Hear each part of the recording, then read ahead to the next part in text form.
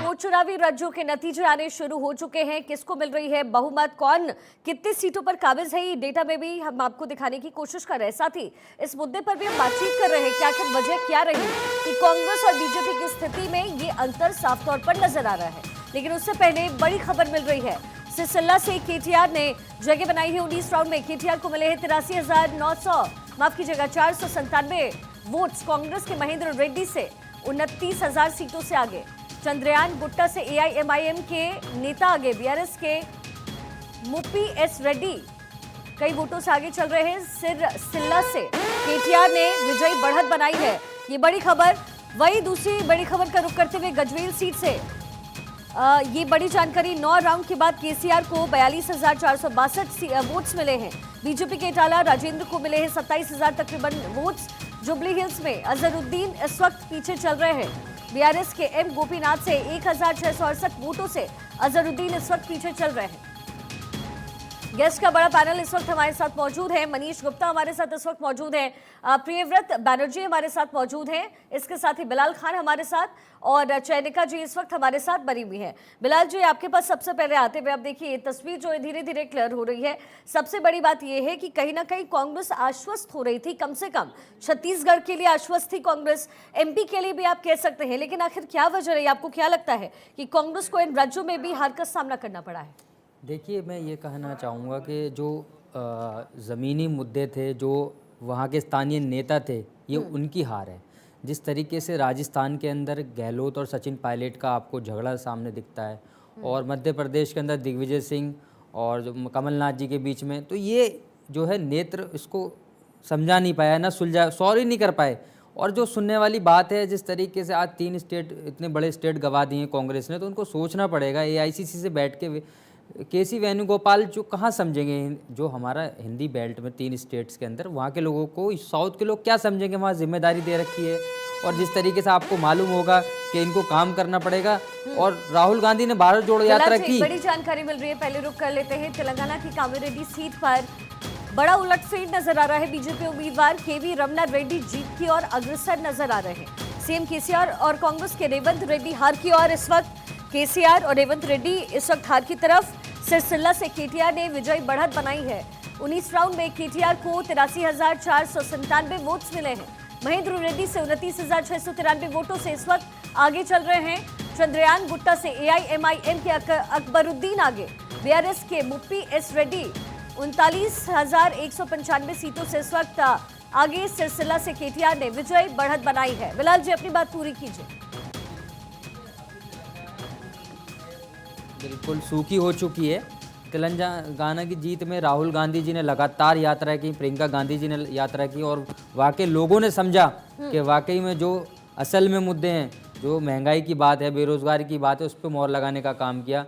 जो वहाँ वादे किए गए थे वो पूरे करेंगे कांग्रेस पार्टी। लेकिन ये 3 स्टेट जो मध्य प्रदेश, राजस्थान और छत्तीसगढ़, हम भी कहीं ना कहीं समझ रहे थे कि फाइट होगी मध्य प्रदेश के अंदर, लेकिन क्या हाल हो गया कांग्रेस का। वहाँ तो मध्य प्रदेश के अंदर भाजपा ने क्लीन स्वीप करने का काम किया है। और देखिए, कोई भी चेहरा हो, हम मुबारकबाद देने में कमी पीछे नहीं करेंगे, चाहे वो देश के प्रधानमंत्री गए, हर जगह गए। लेकिन राजस्थान के अंदर इनकी खुली, देखिए कन्हैया लाल का जिक्र देश के प्रधानमंत्री कर रहे हैं, स्थानीय नेता लगातार कर रहे थे। तो कहीं ना कहीं जो तुष्टीकरण की राजनीति करने का भाजपा का एक नजरिया रहता है, एक चीज रहती है, वो कहीं ना कहीं कामयाब हो चुकी है। राजनीति बिलाल जी इस बार रही कहाँ? देखिए, ये तो आप ग्राउंड पे भी जब जाएंगे, मेरे सहयोगी हैं उनसे भी मेरी बातचीत हुई, उन्होंने एक चीज साफ बोली कि इस बार की चुनावी रण में, खासतौर पे एमपी में, जो तुष्टीकरण की राजनीति पॉलिटिकल पार्टीज करती थी, उसका असर कहीं नजर नहीं आया। यानी पोलराइजेशन ऑफ वोट्स, ये पॉलिटिकल एजेंडा था ही नहीं। प्रियव्रत जी, आपकी क्या इस पर राय है? क्योंकि बिलाल जी यही कह रहे हैं कि जो तुष्टीकरण की राजनीति है,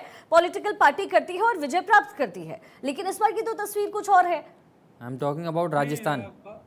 भारतीय जनता पार्टी ने काफी अच्छा एक माइलस्टोन सेट किया है इस पर। प्रियव्रत जी, एक सेकंड बिलाल जी, आप राजस्थान के बारे में जिक्र कर रहे हैं। As a whole I am saying about the all political parties.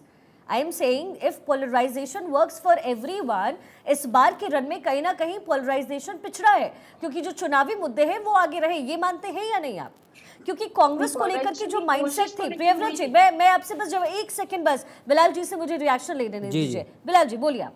देखिए, मैं ये कहूँगा कि एक तो आपसी जो सचिन पायलट और गहलोत का बहुत बड़ा झगड़ा था, उसको ये यूज़ नहीं कर पाए, सचिन पायलट को लास्ट में लेकर आ रहे हैं। या तो उसको देखिए किस तरीके से गुर्जर समाज में एक अच्छा नाम रखते हैं सचिन पायलट, अच्छे बड़े नेता हैं, और युवाओं में एक उनकी आवाज़ है, उसको नहीं साथ लेकर आ पाए। एक स्टेज पे बैठ नहीं पा रहे, स्टेज पे साथ साझा नहीं कर पा रहे। राहुल गांधी जबरदस्ती उनको लेके जा रहे हैं। उनका इस्तेमाल करना चाहिए था। अगर उन्होंने कह दिया कि हाँ मैं हर जगह जाऊंगा, लेकिन उसको इस्तेमाल नहीं कर पाए, कहीं ना कहीं ये भी बहुत बड़ी हार है। अगर 15 से 20 सीटों का वो रखते हैं अपने उसमें गुर्जर समाज में भी, वैसे भी उनको कांग्रेस ने गवा दिया वहाँ राजस्थान के अंदर। ठीक है, प्रियव्रत जी देखिए, बिलाल जी कह रहे हैं कि राजस्थान के रण में कहां कहां कांग्रेस चूक रही है। हालांकि कहीं ना कहीं कांग्रेस आश्वस्त जरूर थी, क्योंकि कर्नाटक में जिस तरीके की जीत मिली कांग्रेस को, हिमाचल में जिस तरीके से जीत मिली, उन्हें ये लग रहा था कि चुनावी राज्यों में जो विधानसभा चुनाव है उसमें जीत कांग्रेस की होगी। कहां पर चूक हो गई, कहां भूल हो गई कांग्रेस से? यहाँ पे कांग्रेस का क्या भूल है, उससे सबसे बड़ा चीज है कि अगर भारतीय जनता पार्टी का देखेंगे तो एक काफी स्ट्रैटेजिक स्टेप उन्होंने लिया है। और आखिर में जनता को लास्ट का क्या चाहिए, उनको सुविधा चाहिए। तो उनको जो सुविधा चाहिए, पहले क्या था कि युवाओं के लिए अगर रोजगार देखेंगे तो सरकारी नौकरी माँ बाप था उसका। तो अभी का डेट में क्या हो गया, 2014 का बाद 68,000 स्टार्टअप हुआ है। तो एज इकोनॉमिस्ट मैं ये चीज को देख पा रहा हूँ कि काफी एक डेवलपमेंट का लहर आया है, और जिसमें बाकी सारे चीज बहुत फीका पड़ रहा है मेरा हिसाब से। ठीक है मनीष जी, अब देखिए, क्योंकि कहीं ना कहीं कांग्रेस जो है वो पिछड़ी वहां है जहां अपने नेताओं के बीच में जो समन्वय है वो बैठाने में कहीं ना कहीं कांग्रेस चूकी है। आपको क्या लगता है 2024 का रन अब कैसे सधेगा? क्योंकि ये तो कहा जा रहा था कि चलिए, माना ये जा रहा था कम से कम कि कांग्रेस जो है विधानसभा चुनाव में जीत दर्ज कर रही है और फिर वोट शेयरिंग पर कांग्रेस खेलेगी, लेकिन अब क्या होगा? लेकिन समन्वय था कहाँ? देखिए, लोकल जो नेता थे राजस्थान और मध्य प्रदेश के और छत्तीसगढ़ के भी, वो अपने आप को इतना शक्तिशाली और पावरफुल समझने लगे थे कि उन्होंने सेंट्रल लीडरशिप की बात सुनने से मना कर दिया था।